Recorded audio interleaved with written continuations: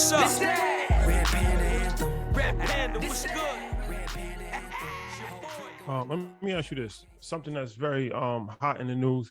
President Biden's plan to get rid of student loans for $10,000 if you make under $125,000 a year, and $20,000 for Pell Grant recipients for the same income threshold. So it's kind of controversial. Of course, some people are saying that, they don't want to pay for somebody else's college education, is government handouts, different things of that nature. Some people are saying that it's not enough money. It's not fully really going to impact Black America in the way that it should, because it's not enough. What is your thoughts on the student loan crisis, and what is your thoughts on what he proposed, and what are some ideas that you have? So I begin with my faith values. I don't begrudge another person's blessing.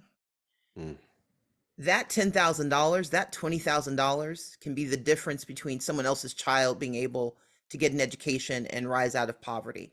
That can be the difference between someone being able to take care of their family member who has cancer. I want people to be able to have those blessings. And I paid off my student loans. I paid them off in January of 2019. I know the relief I felt, but I also know the burden I carried for years when I indeed had to make choices between paying my student loans and taking care of my family. And so I don't begrudge a person getting access to those resources. It, of course, is not enough because we have a broken system in this country. When my parents were going through college, even though they weren't able to fully leverage it because they grew up during Jim Crow, the ability to go to college was not the difference between your future and not having a future, but it also wasn't mortgaging your future. And so we have to tackle the broken nature of student debt in the United States. But this is an important start, and it is more than we had the day before, and that's critical to me. But what we have to layer on top of it is the fact that for many Black and from a lot of Black folks, that money is going to matter, because we are more likely to be in debt but not have the degree to go with it. And so while it is not enough, it is more than we have, and it is substantial, because we're also more likely to qualify for the 20,000 than the 10,000, because more of our people are in that bracket where we were also relying on Pell Grants. And I say we because I was. But what I want to do for Georgia is layer on top of that by making sure we're not creating a deeper hole. And that's why I want to restore free technical college in the state of Georgia. Once the Hope Scholarship was created, between the creation of the Hope Scholarship and 2011, technical college was free.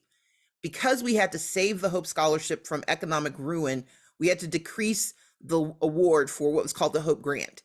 But we now have $1 billion sitting in an unrestricted, unreserved fund that could be used right now to do exactly what we used to do.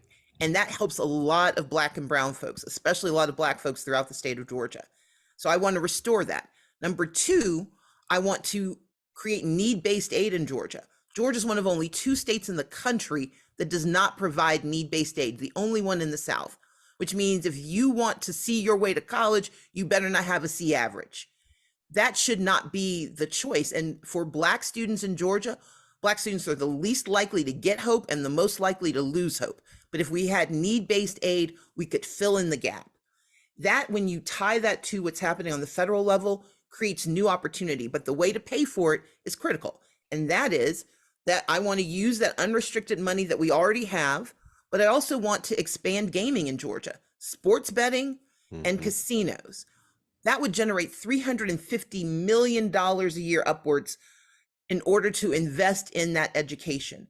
And since it is our people who are spending money in the lottery, but we are the least likely to see the benefit, let's make certain that if we're going to have gaming, that our people benefit from that process. And that's my plan as the next governor. Yeah, I'm glad that we brought up education, and obviously free technical schools and teaching people skills are very important. One of the things that are near and dear to me, and I'm glad you brought it up, was increasing the pay for teachers. Yes. Increasing the pay for teachers is the most important job in the world. Everybody was taught and everybody learned at some point throughout their life. They definitely went to school. So can you talk about that? Because I know that was one of the things that you've been talking about throughout your campaign. increasing the pay for teachers, but also lowering the cost for healthcare for over 500,000 Georgians. Can you talk about how we get to that point? Absolutely. So in Georgia, we pay teachers who are starting out less than they make in Mississippi. Now, I grew up in Mississippi. That doesn't make any sense. Yeah. That Mississippi can afford to pay more, but Georgia can't. My opponent, the current governor, has said that he gave them $5,000 over 4 years, and that's enough. I will tell you, it's not enough, because in real dollar terms, teachers today make less money than they made 20 years ago. So the purchasing power of that dollar is less. I want to right size their salaries by making sure that the starting salary in Georgia by the end of my term is $50,000. And at the same time, I want to increase pay for all educators by an average of $11,000. That means that we really truly create a meaningful change in their wages that is sustainable. I also want to make certain we're giving similar pay raises, although it's got to be done a little differently because they're paid by the school district and not by the state. But we need to increase pay for paraprofessionals, for school bus drivers, for cafeteria workers. You shouldn't work to educate our children and still be in poverty. That doesn't make any sense. And it is a solvable problem. At the same time, we know the other biggest driver of economic need and economic paucity in Georgia, and the best way to financial freedom, is having insurance. Right now, health insurance is being denied to people who are making $9 an hour or less. And when you are starting your own small business, you probably can't afford health insurance for yourself, let alone for your employees. Well, in Georgia, we are forfeiting $3.5 billion every year that we've already paid for, but that the governor refuses to bring to the state.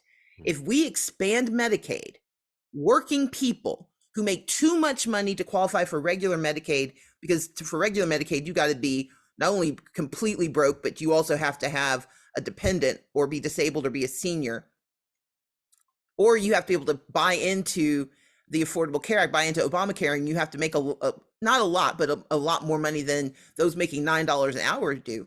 I want to get that population. Those are our students who are finishing college, but they aren't on their parents' insurance, and they need insurance. And if we ever thought that you didn't need insurance if you were young, let's think about COVID. Let's think about monkeypox.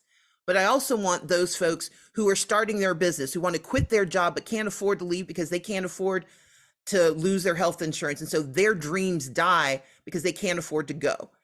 If we expand Medicaid, we can do all of that, and we can pay for both of these things. Medicaid is $297 million a year, and to overall do the salary increases is $400 million.